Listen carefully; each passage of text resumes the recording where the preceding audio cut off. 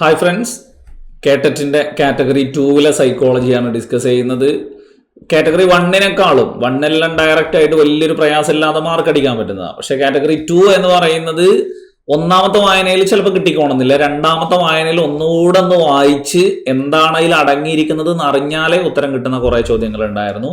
So നമുക്ക് എന്തായാലും ഒന്ന് എന്ത് ചെയ്യാം, ഡിസ്കസ് ചെയ്ത് നോക്കാം. LP-UPക്കാർക്കൊക്കെ ഇത്രയും ടൈറ്റ് ഒന്നും എന്ത് ചെയ്യൂല, ഇത്രയും റേഞ്ചിലേക്ക് എന്തായാലും എന്ത് ചെയ്യൂല, കയറൂല. പക്ഷെ എന്നാലും അവർക്ക് പഠിച്ച ഭാഗം വെച്ച് ഒന്ന് അനാലിസിസ് നടത്താനുള്ള കുറച്ച് ചോദ്യങ്ങളാണ്. നോക്കാം. ബാമ പബ്ലിക് സ്കൂളിൽ പഠിക്കുന്ന ഒരു കുട്ടി ചുവന്ന ഷൂ ധരിച്ചതായി സിനോബ് കണ്ടു. പിന്നീട് അതേ സ്കൂളിലെ 5 കുട്ടികൾ കൂടി ചുവന്ന ഷൂസ് ധരിച്ചതായി അവൻ കണ്ടു. ബാമ സ്കൂളിലെ കുട്ടികളെല്ലാവരും ചുവന്ന ഷൂസ് ധരിക്കുന്നവരാണ് എന്ന നിഗമനത്തിൽ അവൻ എത്തി. ഇത് ഏതിനുള്ള ഉദാഹരണമാണ്? ഇത് നമുക്ക് നോക്കുമ്പോൾ തന്നെ ഇതിനുള്ളിൽ അടങ്ങിയിരിക്കുന്നത് ഉദാഹരണങ്ങളിൽ നിന്ന് തത്വത്തിലേക്ക് പോകുന്നു എന്നുള്ള ആ ലെവലിൽ കണ്ടു കഴിഞ്ഞാൽ നമുക്ക് ഓപ്ഷൻ നോക്കിയാൽ ആഗമന, ക്രിയാത്മക, നിഗമന, വിമർശനാത്മക എന്നുള്ള രീതിയിൽ കാണുമ്പോൾ അവിടെ ഏതാണ്? ഉദാഹരണങ്ങളിൽ നിന്നും തത്വത്തിലേക്ക് ആഗമന ചിന്ത എന്നുള്ളതാണ് അവിടെ എന്ത് ചെയ്യുന്നത്, ആഗമന യുക്തി എന്നുള്ളത്. സോ രണ്ടാമത്തെ ചോദ്യത്തിലേക്ക് പോവാം. വസ്തുക്കളെ അവയുടെ ആകൃതിക്കനുസരിച്ച് തരംതിരിക്കാനുള്ള ബുദ്ധിമുട്ട്, ഗണിതത്തിലെ വ്യത്യസ്ത ചിഹ്നങ്ങൾ മനസ്സിലാക്കുവാനുള്ള വിഷമം, എണ്ണുന്നതിനുള്ള ബുദ്ധിമുട്ടുകൾ തുടങ്ങിയവയാണ് ബിവൽ നേരിടുന്ന പ്രശ്നങ്ങൾ. അവൻ ഏതു തരം പഠന വൈകല്യമാണ് നേരിടുന്നത്? സിമ്പിൾ ആയിട്ടുള്ള ചോദ്യമാണ്, വായിക്കുമ്പോൾ തന്നെ ഉത്തരം കിട്ടിയിട്ടുണ്ടാവും. Dysgraphia, dyslexia, dyscalculia, dysorthographia. ഏതേ വരുള്ളൂ? ഡിസ്കാൽക്കുലിയ. ഓപ്ഷൻ സി ആണ് ആൻസർ. അടുത്ത ചോദ്യത്തിലേക്ക് പോവാം. വ്യത്യസ്തങ്ങളായ പ്രവർത്തനങ്ങളിൽ ഏർപ്പെടുന്ന സമയത്ത് ഒരു കുട്ടിയുടെ പ്രത്യേക ശീലങ്ങൾ കുറിച്ചു വെക്കുന്ന റെക്കോർഡാണ്. നമ്മൾ എപ്പോഴും ഈ പറയുന്ന സഞ്ചിത രേഖ, ഉപാഖ്യാന രേഖ രണ്ടും വരുമ്പോ ശീലങ്ങൾ, പെരുമാറ്റങ്ങൾ എന്നാണെങ്കിൽ, സ്വഭാവങ്ങൾ എന്നാണെങ്കിൽ അത് ഏതേ ഉള്ളൂ? ഉപാഖ്യാന രേഖ എന്നുള്ളതാണ് അവിടെ എന്ത് ചെയ്യുന്നത്, ആൻസർ വരുന്നത്. അടുത്തത് അമൂർത്തമായ ആശയത്തിന് ഉദാഹരണമായത്. മൂർത്തവും അമൂർത്തവും നമുക്കറിയാം, കാണാനും തൊടാനും പറ്റുന്നത് മൂർത്തമാണ്. ബോള് മൂർത്തമാണ്, ചെടികൾ മൂർത്തമാണ്, പെന്ന് മൂർത്തമാണ്. അമൂർത്തമായ ആശയമാണ് നമ്മളോട് എന്ത് ചെയ്തിട്ടുള്ളത്, ചോദിച്ചിട്ടുള്ളത്. സോ ഇവിടെ ആൻസർ ഏതാ? സ്നേഹമാണ് അമൂർത്തമായ ആശയം എന്നുള്ളത്. ഓപ്ഷൻ ഡി ആണ് ആൻസർ വരുന്നത്. അടുത്തതിലേക്ക് പോവാം. കവിതകളും നിർവചനങ്ങളും അവയുടെ അർത്ഥവും ഉദ്ദേശ്യവും മനസ്സിലാക്കാതെയാണ് റസ്ബിൻ പഠിച്ചിരുന്നത്. ഇവിടെ കുട്ടി ഉപയോഗിക്കുന്നത്. സോ നമ്മൾ ചെയ്യുന്ന ഒരു പരിപാടിയാണ് എന്ത്, അർത്ഥവും അല്ലെങ്കിൽ അതിന്റെ ഉദ്ദേശമൊന്നും മനസ്സിലാക്കാതെ ഒരു വിട്ട് അങ്ങനെ പഠിക്കൂലേ, അതിനെന്താ പറയാ എന്നുള്ളതാണ് എന്ത് ചെയ്തിട്ടുള്ളത്, ചോദിച്ചിട്ടുള്ളത്. സോ ഇവിടെ കുട്ടി ഉപയോഗിക്കുന്നത് ഏതാണ് എന്നുള്ളതാണ് ചോദിച്ചിട്ടുള്ളത്. ലോജിക്കൽ മെമ്മറി, അനുബന്ധ മെമ്മറി, ജപസ്മൃതി, മുകളിൽ പറഞ്ഞവയെല്ലാം. നമ്മുടെ ഉരുവിട്ട് പഠിക്കുക, മനപ്പാടം പഠിക്കുക എന്ന് പറയുന്ന രീതിയല്ലേ. അതിനിവിടെ വാക്കേതാ? ഇവിടെ അപ്പുറത്ത് ഇംഗ്ലീഷ് നോക്കിയാൽ കാണാൻ പറ്റും, റോട്ട് ലേണിംഗ് എന്നുള്ളത്. ഓപ്ഷൻ സി ജപസ്മൃതി എന്നുള്ളത്, ജപിക്കുന്നത് പോലെ എന്നുള്ള ആ ഒരു ലെവലിലാണ് എന്ത് ചെയ്യുന്നത്, കുട്ടിയോടെ പഠിക്കുന്നത്. ഓപ്ഷൻ സി ആണ് അവിടെ വരുന്നത്. ഇനിയോ ആറാമത്തെ ചോദ്യം, ചേരുംപടി ചേർക്കുക എന്നുള്ളതാണ്. പിയാഷെ, ബന്ദുര, ചോംസ്കി, കോഹ്ലർ. പിയാഷെ നമുക്കതിൽ കണക്ട് ചെയ്യാൻ പറ്റുന്നത് സ്കീമ, ബന്ദുരയാണെങ്കിൽ സാമൂഹിക പഠനം, ചോംസ്കി ആണെങ്കിൽ ലാഡ്, കോഹ്ലർ ഉൾക്കാഴ്ച. സോ അങ്ങനെ വരുമ്പോ പിയാഷേക്ക് ബി ആണ്, ബന്ദുരക്ക് ഡി ആണ്. ബിയും ഡിയും നോക്കുമ്പോൾ തന്നെ ഉത്തരത്തിലേക്ക് എത്തും. ഓപ്ഷൻ ഡി ആണ് ആൻസർ വരുന്നത് എന്നുള്ളത്. ഏഴാമത്തെ ചോദ്യത്തിലേക്ക് പോവാം. ബേട്ടി ബച്ചാവോ ബേട്ടി പഠാവോ ക്യാമ്പയിൻ താഴെ പറയുന്നവയിൽ ഏതിന് ഊന്നൽ നൽകുന്നില്ല എന്നാണ് ചോദ്യം. അത് നോർമലി നമുക്ക് സൈക്കോളജിയിൽ വരേണ്ട ഒരു ചോദ്യമല്ല, എന്നാലും അവിടെ എന്താണ്, ഇത് വായിച്ചു നോക്കുമ്പോൾ തന്നെ കോമൺ സെൻസ് വെച്ച് നിങ്ങൾക്ക് ഉത്തരം എഴുതാൻ പറ്റും. ലിംഗസമത്വവും സ്ത്രീ ശാക്തീകരണവും ഉറപ്പാക്കുക ഉള്ളതാണ്. പെൺകുട്ടികളുടെ നിലനിൽപ്പും സംരക്ഷണവും അതും ഉള്ളതാണ്. ലിംഗപക്ഷപാതവും ലിംഗപ്രാതിനിധ്യപരമായ തെരഞ്ഞെടുപ്പും ഒഴിവാക്കുക. പിന്നെയോ പുരുഷ ലിംഗാനുപാതം മെച്ചപ്പെടുത്തുക. അതെന്തായാലും ഈ പറയുന്നതിൽ പറയേണ്ട കാര്യമില്ലല്ലോ. മെയിൽ സെക്സ് റേഷ്യോ മെച്ചപ്പെടുത്തുക എന്നുള്ളത് അവിടെ പറയേണ്ട കാര്യമില്ല. സോ അതില്ല. അപ്പൊ നമുക്ക് ഏത് ആൻസർ വരുള്ളൂ? 1, 2, 3 എന്നുള്ള ഓപ്ഷൻ ഡി ആണ് എന്ത് ചെയ്യുന്നത്, ആൻസർ അവിടെ വരുന്നത്. നെക്സ്റ്റ്, വ്യക്തികളുടെ കണ്ണിന്റെ നിറം നിർണയിക്കുന്നത്. ഇതൊക്കെ നമ്മൾ ആൾറെഡി എന്ത് ചെയ്തതാണ്, ഹെറിഡിറ്ററി ആൻഡ് എൻവയോൺമെന്റ്, പാരമ്പര്യവും പാരിസ്ഥിതിക ഘടകങ്ങളും എന്ന് പറയുമ്പോൾ അവിടെ നമ്മൾ പറയുന്നുണ്ട് എന്ത്, കണ്ണിന്റെ നിറം, അതുപോലെ തന്നെ തലമുടി എന്നൊക്കെ പറഞ്ഞിട്ടൊക്കെ നമ്മൾ എന്ത് ചെയ്യുന്നുണ്ട്, ശരീരത്തിന്റെ ഉയരം, ഇതൊക്കെ ഏതാണ്, പാരമ്പര്യ ഘടകങ്ങളാണ്.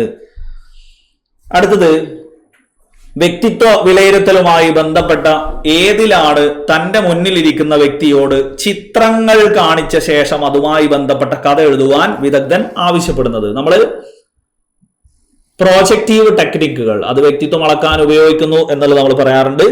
അപ്പൊ ചിത്രം കാണിച്ച് ചെയ്യാവുന്നത് താഴെ പറയുന്ന ഓപ്ഷൻ വായിച്ചാൽ തന്നെ നിങ്ങൾക്ക് അറിയാൻ പറ്റും. വേർഡ് അസോസിയേഷൻ ചിത്രമല്ല, വാചക പൂർത്തീകരണം ചിത്രമല്ല, റോഷ ചിത്രമല്ല. അവിടെ എന്താണ്? Thematic apperception test. തീം കാണിച്ചുകൊണ്ട് എന്ത് ചെയ്യുന്നു? കഥ എഴുതാൻ പറയുന്നത് തീമാറ്റിക് അപ്പർസെപ്ഷൻ ടെസ്റ്റ്. അതാണ് അവിടെ എന്ത് ചെയ്യുന്നത്? ആൻസർ വരുന്നത്. ഇനിയോ പുളിക്കുന്ന മുന്തിരിങ്ങ ശൈലി, മധുരിക്കുന്ന നാരങ്ങ ശൈലി എന്നിവ ഏത് സമായോജന ക്രിയാതന്ത്രങ്ങളുമായി ബന്ധപ്പെട്ടിരിക്കുന്നു എന്നും കാണുന്നതാണ്. നമ്മൾ ഏത്? ഓപ്ഷൻ ബി യുക്തീകരണമാണ് കറക്റ്റ് ആൻസർ വരുന്നത്. ന്യായീകരണമാണ് എന്നുള്ളത് നമ്മൾ എപ്പോഴും എന്ത് ചെയ്യുന്നതാണ്? പറയുന്നതാണ്. താഴെ കൊടുത്തിരിക്കുന്നവയിൽ നിന്ന് വ്യത്യസ്തമായതിനെ കണ്ടെത്തുക. സമ്പൂർണ്ണ നിയമം, സന്നദ്ധതാ നിയമം, അഭ്യാസ നിയമം, ഫല നിയമം. തൊണ്ടയ്ക്കിന്റെ പഠന നിയമത്രയങ്ങളിൽ പെടാത്തതാണ് ചോദ്യം അവിടെ. അപ്പൊ വ്യത്യസ്തമായത് ഏതാ? സമ്പൂർണ്ണ നിയമമാണ്. അത് ഗസ്റ്റാൾട്ടിലാണ് നമുക്ക് എന്ത് ചെയ്യുന്നത്? പ്രത്യക്ഷണ നിയമങ്ങളിലാണ് വരുന്നത്. അടുത്തത് താഴെ കൊടുത്തിരിക്കുന്നവയിൽ പ്രോഗ്രസീവ് വിദ്യാഭ്യാസത്തിന്റെ പ്രത്യേകതകളേവ? പ്രോഗ്രസീവ് എഡ്യൂക്കേഷൻ എന്ന് പറയുന്നത് നമുക്ക് മെയിൻ ആയിട്ട് എന്താണ്? ലേണിംഗ് ബൈ ഡൂയിങ്, പ്രവർത്തിച്ചു പഠിക്കുക എന്ന് പറയുന്ന ഡൂയിയുടെ ആശയങ്ങളാണ്. അന്വേഷിച്ച് പഠിക്കുക, ഇൻക്വയറി ബേസ്ഡ് ലേണിംഗ്, അന്വേഷണാത്മക പഠനം എന്നൊക്കെ പറയുന്ന ആ രീതിയിൽ വരുന്നതാ. സോ അവിടെ എന്താണ്? പ്രവർത്തനത്തിലൂടെ പഠിക്കുക, അതിൽ വരുന്നതാ. കോപ്പറേറ്റീവ് ആൻഡ് കൊളാബറേറ്റീവ് പഠനം, സഹകരണ പഠനവും സഹവർത്തിത പഠനവും, അതും എന്ത് ചെയ്യുന്നതാണ്? ഈ പറയുന്ന പുരോഗമനാത്മക വിദ്യാഭ്യാസത്തിലുള്ളതാണ്. പാഠപുസ്തകങ്ങൾക്ക് പ്രാധാന്യമില്ലായ്മ, അതും ഉള്ളതാണ്. കാരണം എന്താ? ലേണിംഗ് ബൈ ഡൂയിങ് ആണ്. പ്രോജക്റ്റും കാര്യങ്ങളൊക്കെയാണ് എന്ത് ചെയ്യുന്നത്? മെയിൻ ആയിട്ട് അതിൽ പറയുന്നത്. ലൈഫ് ലോങ് പഠനത്തിനുള്ള ഊന്നൽ, ഇതും എന്തിൽ വരുന്നതാണ്? ഈ പറയുന്ന പ്രോഗ്രസീവ് എന്നുള്ളതിൽ വരുന്നതാണ്. സോ അവിടെ ഏതാ വരിക? 1, 2, 3, 4 എന്നുള്ള ആൻസർ ആണ് എന്ത് ചെയ്യുക? അവിടെ വരുന്നത്. ഈ പറയുന്നതെല്ലാം പ്രോഗ്രസീവ് എഡ്യൂക്കേഷനിൽ എന്ത് ചെയ്യുന്നുണ്ട്? വരുന്നുണ്ട്. 13ാമത്തേത് താഴെ കൊടുത്തിരിക്കുന്ന ഏതെല്ലാം ചോദ്യങ്ങൾ ക്രിയാത്മക ചിന്തയിലേക്ക് നയിക്കും? ക്രിയേറ്റീവ് ആയിട്ടുള്ള ചിന്തയിലേക്ക് നയിക്കുന്ന ചോദ്യങ്ങൾ ഏതൊക്കെയാന്നുള്ളതാണ്. ഇലക്ട്രിസിറ്റി കണ്ടുപിടിച്ചതാര്? ആ ചോദ്യമൊന്നും ക്രിയേറ്റിവിറ്റിയിലേക്ക് കൊണ്ടുപോകില്ല. പിന്നെയോ ന്യൂസ് പേപ്പറിന്റെ ഉപയോഗങ്ങൾ എന്തെല്ലാം എന്ന് കുട്ടീനോട് ചോദിച്ചു കഴിഞ്ഞാൽ അവൻ ക്രിയേറ്റീവ് ആയിട്ടുള്ള ഉപയോഗങ്ങളൊക്കെ എന്ത് ചെയ്യും? ഉണ്ടാക്കും. അപ്പോ ഒന്നതാണ്. പിന്നെയോ നമ്മുടെ രാഷ്ട്രപിതാവ് ആര്? ആ ചോദ്യമൊന്നും ക്രിയേറ്റീവ് ആക്കൂല. പിന്നെയോ യാതൊരു ജീവികളുടെയും പേര് ഉപയോഗിക്കാതെ ഒരു മൃഗശാലയെ കുറിച്ച് ഒരു കഥ എഴുതുക. മൃഗങ്ങളുടെ പേര് ഉപയോഗിക്കാൻ പറ്റൂല. അപ്പൊ അവൻ ക്രിയേറ്റീവ് ആയിട്ട് മൃഗശാലയെ കുറിച്ച് എന്ത് ചെയ്യും? കഥ എഴുതും. അപ്പൊ ഇതും ക്രിയേറ്റീവ് ആണ്. അപ്പൊ ഇവിടെ 2, 4 എന്നുള്ള ആൻസർ ആണ്. ഓപ്ഷൻ സി ആണ് എന്ത് ചെയ്യുന്നത്? അവിടെ ആൻസർ വരുന്നത്. നെക്സ്റ്റ്, കോൾബർഗിന്റെ ധാർമ്മിക വികസന സിദ്ധാന്തത്തിലെ ആദ്യ 4 ഘട്ടങ്ങളെ ശരിയായ ക്രമത്തിൽ എഴുതുക. കോൾബർഗ് എന്ന് കേൾക്കുമ്പോൾ തന്നെ നമുക്ക് സാൻമാർഗിക വികാസ ഘട്ടങ്ങൾ, അവിടെ ശിക്ഷയും അനുസരണവും, പ്രായോഗികമായ ആപേക്ഷികത്വം, അന്തർവൈയക്തിക സമന്വയം, സാമൂഹിക സുസ്ഥിതി പാലനം. സോ ഇനി അവിടെ ഓപ്ഷനിലേക്ക് നമ്മൾ നോക്കുക. നമ്മൾ പറഞ്ഞിട്ടുണ്ടോ? ശിക്ഷയും അനുസരണവും, പ്രായോഗികമായ ആപേക്ഷികത്വം, അന്തർവൈയക്തിക സമന്വയം എന്നുള്ളതിന് വ്യക്തിയാന്തര സമവായം എന്നാണ് കൊടുത്തിരിക്കുന്നത്. അത് ചില ആളുകൾക്ക് മനസ്സിലാവില്ല. പക്ഷേ അവർക്ക് ഈ പരീക്ഷയ്ക്ക് ഇപ്പുറത്ത് നോക്കിയാൽ മതി. Good boy, good girl orientation, അന്തർവൈയക്തിക സമന്വയത്തിൽ നമ്മൾ എന്ത് ചെയ്യുന്നുണ്ട്? അവിടെ പഠിക്കുന്നുണ്ട്. അപ്പൊ അത് 3ാമത്തേതാണ്. 4ാമത്തത് നിയമസുസ്ഥിതി പരിപാലനം, സാമൂഹിക സുസ്ഥിതി പാലനം എന്ന് നമ്മൾ എന്ത് ചെയ്യുന്നുണ്ട്? അവിടെ പറയുന്നുണ്ട്. സോ ഇവിടെ എങ്ങനെ ആൻസർ വരിക? 2, 4, 3, 1. 2, 4, 3, 1 എന്നുള്ള ഓപ്ഷൻ ബി ആണ് എന്ത് ചെയ്യുന്നത്? ആൻസർ വരുന്നത്. ഇനിയോ 15 കുട്ടികളുടെ വികാരവുമായി ബന്ധപ്പെട്ട 4 പ്രസ്താവനകൾ ചുവടെ ചേർക്കുന്നു. കുട്ടികളുടെ വികാരങ്ങൾ ക്ഷണഭങ്കുരമാണ്, അതായത് നമ്മൾ ക്ഷണികമാണ് എന്ന് നമ്മൾ പഠിക്കുന്നില്ലേ?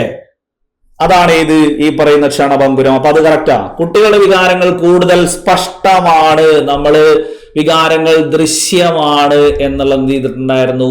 നിർണയിക്കാൻ സാധിക്കും എന്ന് നമ്മൾ എന്ത് ചെയ്തിട്ടുണ്ടായിരുന്നു? അവിടെ പറഞ്ഞിട്ടുണ്ടായിരുന്നു. പിന്നെയോ കുട്ടികളുടെ വികാരങ്ങൾ അടിക്കടി ഉണ്ടാകുന്നവയല്ല എന്നാ പറഞ്ഞിരിക്കുന്നത്. അടിക്കടി ഉണ്ടാകും എന്നുള്ളതാണ്. ആവൃത്തി എന്ന് നമ്മൾ എന്ത് ചെയ്യുന്നുണ്ട്? അവിടെ പറയുന്നുണ്ട്. സോ ഇത് തെറ്റാ. മുതിർന്നവരുടെ വികാരങ്ങളെ അപേക്ഷിച്ച് കുട്ടികളുടെ വികാരങ്ങൾ കൂടുതൽ തീഷ്ണമാണ്, തീവ്രത എന്ന് നമ്മൾ എന്ത് ചെയ്തിട്ടുണ്ടായിരുന്നു? അവര് ചിരിയാണെങ്കിലും തീവ്രമായിരിക്കും, കരച്ചിലാണെങ്കിലും തീവ്രമായിരിക്കും എന്നുള്ള ലെവലിൽ അവിടെ പറഞ്ഞിട്ടുണ്ടായിരുന്നു. സോ ഇവിടെ 1, 2, 4 എന്നുള്ളതാണ് എന്ത് ചെയ്യുന്നത്? അവിടെ ഓപ്ഷൻ ബി ആൻസർ വരുന്നത്. നെക്സ്റ്റ് നമുക്ക് 16 നിർബന്ധം കൊണ്ടല്ലാതെ കേവലം സന്തോഷത്താൽ ഒരു കുട്ടി പാഠപുസ്തകങ്ങൾ വായിക്കുവാൻ തുടങ്ങി. ഇത് ഏതിനുള്ള ഉദാഹരണമാണ്? സോ അവിടെ ആന്തരിക അഭിപ്രേരണ എന്നുള്ളത് നമുക്ക് പറയാൻ പറ്റും. ഇൻട്രിൻസിക് അല്ല, അവന് സ്വയം തോന്നിയിട്ട് ഉള്ളിൽ നിന്ന് തോന്നിയിട്ട് എന്ത് ചെയ്യുന്നതാണ്? വായിക്കുന്നതാണ്. സോ ആന്തരിക അഭിപ്രേരണ. നെക്സ്റ്റ്, എറിക് എറിക്സണിന്റെ അഭിപ്രായത്തിൽ 18-നും 35-നും ഇടയിൽ പ്രായമുള്ളവർ ഡാഷ് പ്രതിസന്ധി നേരിടുന്നു. നമ്മൾ നോർമലി അവിടെ ഇങ്ങനെ കാണാറുള്ളത് ഏതാ? 18 വരെയാണ് നമ്മൾ കൂടുതൽ എന്ത് ചെയ്യാറുള്ളത്? ഫോക്കസ് ചെയ്യാറുള്ളത്. ഒന്നാമത്തേന്ന് പറയുന്നത് വിശ്വാസം, അവിശ്വാസം, സ്വാശ്രയത്വം, ജാള്യത, മുൻകൈയെടുക്കൽ, കുറ്റബോധം. നാലാമത്തെ ഊർജ്ജസ്വലത, അപകർഷത. അഞ്ചാമത്തത് ഈ പറയുന്ന സ്വാവബോധം, റോൾ സംശയങ്ങൾ. അപ്പൊ ഇതിൽ ഏതൊക്കെ ഉണ്ട്? ഇപ്പൊ മുൻകൈയെടുക്കൽ, കുറ്റബോധം ഇതിൽ വന്നു, അതെന്തായാലും വരില്ല. സ്വാവബോധം, റോൾ സംശയങ്ങൾ അതും അവിടെ വന്നു, അതെല്ലാം 18ന്റെ ഉള്ളിലാ. ഇനി നമ്മളോട് ചോദിച്ചത് 18-നും 35-നും അടക്കാം. എന്തായാലും ഏറ്റവും അവസാനമാണ് ഇത് മുരടിപ്പൊക്കെ വരാനുള്ളത്. അപ്പൊ അതുമല്ല, പിന്നെ ഏതേ ഉള്ളൂ? ഓപ്ഷൻ സി മാത്രമേ ഉള്ളൂ. നേരെ മറിച്ച് നിങ്ങൾ അയ്യോ എനിക്ക് 6ാമത്തെ ഓർമ്മയില്ലല്ലോ അങ്ങനെയൊക്കെ ആലോചിക്കാൻ നിന്ന് കഴിഞ്ഞാൽ 18-നും 35-നും ഇടക്കാണ് ഒരാൾക്ക് എന്ത് ഉണ്ടാവുന്നത്? ഏറ്റവും കൂടുതൽ മറ്റ് ഫ്രണ്ട്സിനോട് അടുപ്പം ഉണ്ടാവുന്നത്, അതേപോലെ തന്നെ പ്രണയബന്ധങ്ങൾ ഉണ്ടാവുന്നത്. ഇതൊന്നും ഉണ്ടായിട്ടില്ലെങ്കിൽ അവിടെ ഉണ്ടാവുന്ന പ്രതിസന്ധിയാണ് ഇത് ഒറ്റപ്പെടൽ എന്ന് പറയുന്നത്.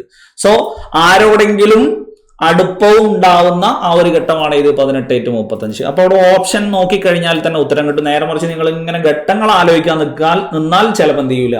അയ്യോ എനിക്ക് 6ാമത്തെ ഓർമ്മല്ല അങ്ങനെയൊക്കെ ചിലപ്പോൾ പോകും. ഓപ്ഷൻ നോക്കുക. മുരടിപ്പ് ഏറ്റവും അവസാനമാണ് വരാനുള്ളത്, 8ാമത്തെയാണ് എന്ത് ചെയ്യാനുള്ളത്? വരാനുള്ളത്. സോ അടുത്തത് IDC എന്തിനെ സൂചിപ്പിക്കുന്നു? നമ്മൾ ക്ലാസ്സിലൊക്കെ ഇടക്ക് പറയുന്നതാണ് എന്ത്? എപ്പോഴും 1974 എന്ത് ചെയ്യുന്നത്? ഭിന്നശേഷിക്കാരായ കുട്ടികളെ പൊതുവിദ്യാലയത്തിൽ കൊണ്ടുവന്ന് കുറച്ച് സമായോജനം നടത്തിയതിനെയാണ് എന്ത് പറയുന്നത്? സംയോജിത വിദ്യാഭ്യാസം, integrated education of disabled children എന്നുള്ളത് എന്ത് ചെയ്യുന്നത്? അവിടെ പറയുന്നത് IEDC എന്നുള്ളത്. സോ ആൻസർ ഓപ്ഷൻ എ ആണ്. ഇനിയോ, ദ്രുതഗതിയിലുള്ള ശാരീരിക വികാസം സംഭവിക്കുന്ന എവിടെയാ? യൗവന കാലഘട്ടം, കുട്ടിക്കാലം, മുതിർന്ന പ്രായം, ശൈശവകാലം. ശൈശവത്തിലാണ് എന്ത് ചെയ്യുന്നത്? നമ്മൾ ക്ലാസ്സിലൊക്കെ പറഞ്ഞിട്ടുണ്ടായിരുന്നു എന്ത്? കുട്ടി പ്രസവിച്ചു എന്ന് അറിഞ്ഞിട്ട് നമുക്ക് പോണം എന്ന് പറയുന്നത് നമ്മളൊരു ഡ്രസ്സ് എടുത്ത് അങ്ങോട്ട് കൊണ്ടുപോകും. അത് കൊണ്ട് ചെല്ലുമ്പോഴത്തേക്ക് നിന്നുണ്ടാവും കുട്ടിക്ക് അത് എവിടെയും വലിച്ചു കെട്ടാനും കൂടെ തികയൂല. കാരണം എന്താ? കുട്ടി പെട്ടെന്ന് വളരും. ശൈശവ കാലഘട്ടത്തിൽ ദ്രുതഗതിയിലാണ് കുട്ടിയുടെ വളർച്ച എന്ന് പറയുന്നത്. ഇനി നെക്സ്റ്റ് എന്ന് പറയുന്നത് ബുദ്ധിശക്തിയുടെ SOI മാതൃക അവതരിപ്പിച്ചത് ആര്? ബുദ്ധി മാതൃക എന്ന് പറഞ്ഞത് നമുക്ക് ബുദ്ധിയുടെ 3D മാതൃക എന്ന് പറഞ്ഞത് നമ്മൾ ആരെ പഠിക്കുന്നുള്ളൂ? ഗിൽഫോർഡിനെയാണ് എന്ത് ചെയ്യുന്നത്? ആകെ പഠിക്കുന്നത്. നമ്മൾ മെയിൻ ആയിട്ട് മൂന്ന് ഭാഗം 3D എന്ന് പറഞ്ഞിട്ട് എന്ത് ചെയ്യുന്നുണ്ട്? അവിടെ തന്നെ പറയുന്നുണ്ട് മാനസിക പ്രക്രിയ, ഉള്ളടക്കം, ഉൽപ്പന്നം എന്നൊക്കെ പറഞ്ഞിട്ട് എന്ത് ചെയ്യുന്നുണ്ട്? ബുദ്ധിയുടെ മാതൃക അവതരിപ്പിച്ചത്.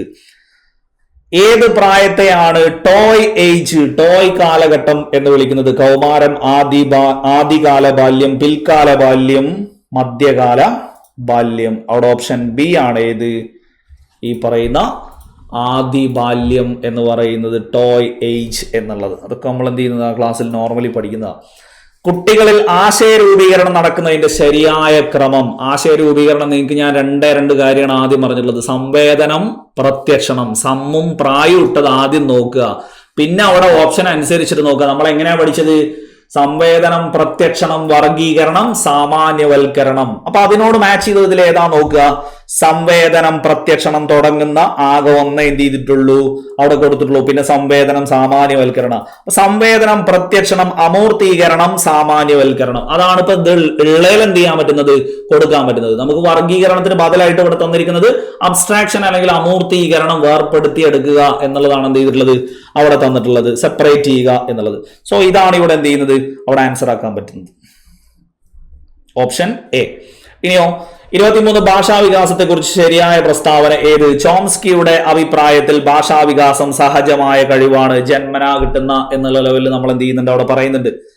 ഭാഷാവികാസത്തിന്റെ സാമൂഹിക സമ്പർക്കത്തിന്റെ പ്രാധാന്യം ബ്രൂണർ ഊന്നൽ നൽകുന്നു. ബ്രൂണർ ഏതാ? സോഷ്യൽ കൺസ്ട്രക്റ്റീവ്സ് അല്ലേ, സാമൂഹ്യ ജ്ഞാന നിർമ്മിതിവാദല്ലേ. അപ്പൊ സമൂഹവുമായിട്ടുള്ള ആ ഒരു ഇന്ററാക്ഷനുമായി അതെന്ത് ചെയ്യുന്നുണ്ട്? പ്രാധാന്യം നൽകുന്നുണ്ട്. അങ്ങനെയാണ് ഭാഷ എന്ത് ചെയ്യുന്നത്? മെച്ചപ്പെടുന്നത് എന്നുള്ളത്. അപ്പൊ അതും എന്താണ്? അതും ശരിയാണ്. സോ നമുക്ക് ഇവിടെ എന്ത് പറയാം?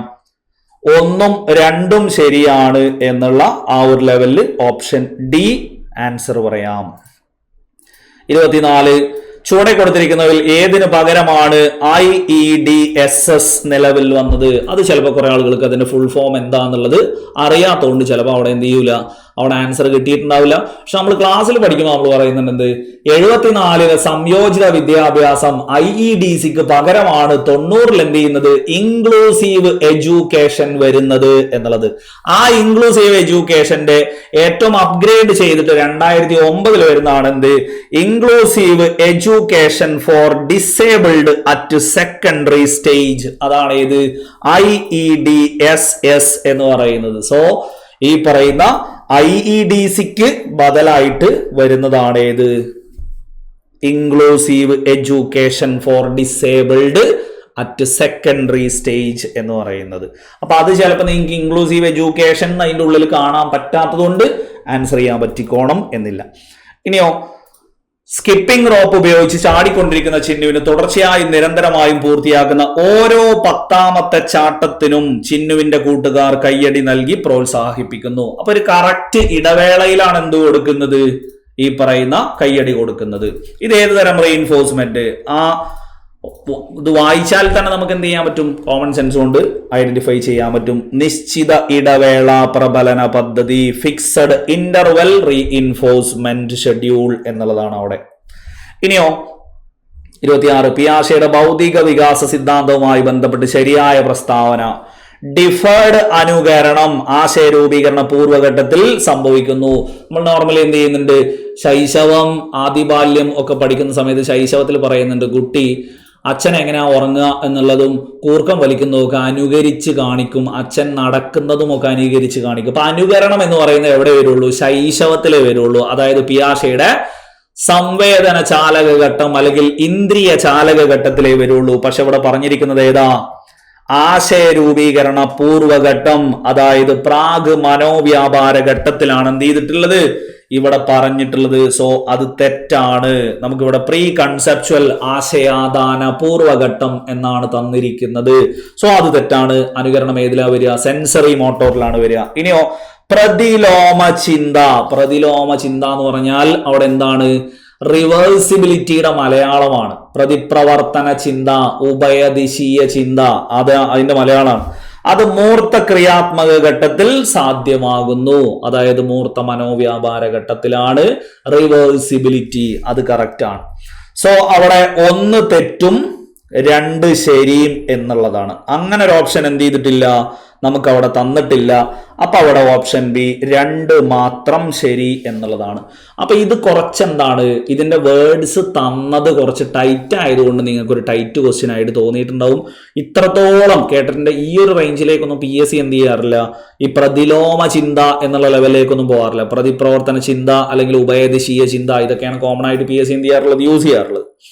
സോ മലയാളം ടേംസ് എന്ത് ചെയ്തു, കുറച്ച് കട്ടിയാക്കിയിട്ടുണ്ട് ചില ചോദ്യങ്ങളിലൊക്കെ. അപ്പൊ അവിടെ ആൻസർ ബി ആണ് എന്ത് ചെയ്യുന്നത് വരുന്നത്. ഇനിയോ താഴെ കൊടുത്തിരിക്കുന്നവരിൽ വ്യക്തിത്വ സവിശേഷ സിദ്ധാന്തവുമായി ബന്ധമില്ലാത്തത്.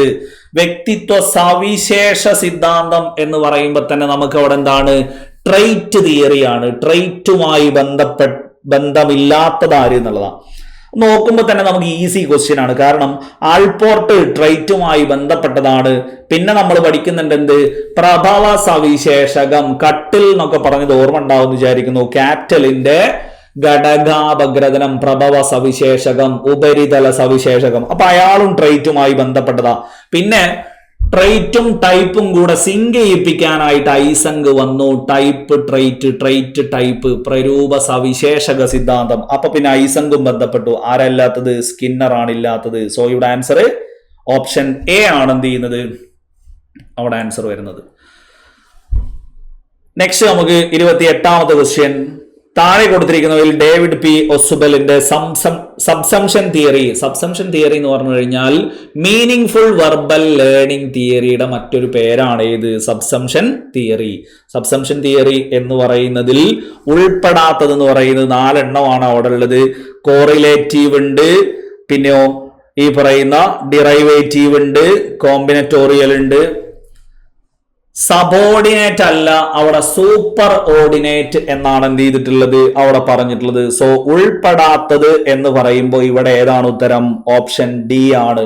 ഇത് ഇത്രത്തോളം നമ്മൾ എന്ത് ചെയ്യാറില്ല, അസുബലിന്റെ ഈ മീനിങ് ഫുൾ വെർബൽ ലേണിംഗിന്റെ ഉള്ളിലേക്ക് കടന്ന് നമ്മൾ അത്രത്തോളം പഠിക്കാറില്ല. നമ്മൾ മൊത്തത്തിൽ എന്ത് ചെയ്യാറേ ഉള്ളൂ, ഈ പറയുന്ന മീനിങ് ഫുൾ വെർബൽ ലേണിംഗ് അസുബലിന്റെ ആണ് എന്നാണ് എന്ത് ചെയ്യാറുള്ളത്, PSC ലെവലിലേക്ക് നമ്മൾ പഠിക്കാറുള്ളത്. പക്ഷെ കേട്ടറ്റിന് ഈ റേഞ്ചിലൊക്കെ ഇതിനേക്കാൾ റേഞ്ചിലൊക്കെ കയറി എന്ത് ചെയ്യാറുണ്ട്, വരാറുണ്ട്. സോ ഇവിടെ അദ്ദേഹത്തിന്റെ തിയറിയിൽ പറഞ്ഞിരിക്കുന്നത് സൂപ്പർ ഓർഡിനേറ്റ് എന്നാണ്, ഇവിടെ പറഞ്ഞിരിക്കുന്നത് സബോർഡിനേറ്റ് എന്നാണ്. സോ അതാണ് പെടാത്തത്.